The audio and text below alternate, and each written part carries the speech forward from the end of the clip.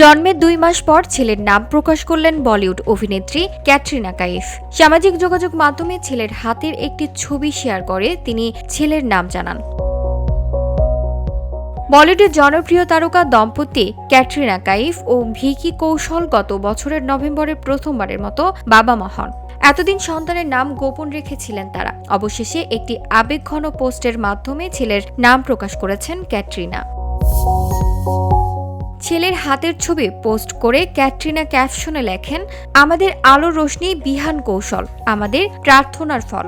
জীবন সত্যি সুন্দর, এক মুহূর্তে আমাদের জীবন বদলে গেছে। আমি কতটা কৃতজ্ঞ তা ভাষায় প্রকাশ করা সম্ভব নয়।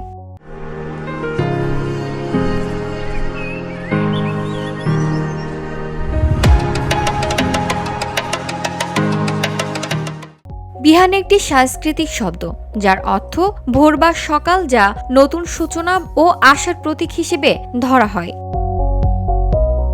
পোস্টটি প্রকাশের পরপরই নেটিজেনদের পাশাপাশি বলিউড তারকারাও শুভেচ্ছা জানাতে শুরু করেন।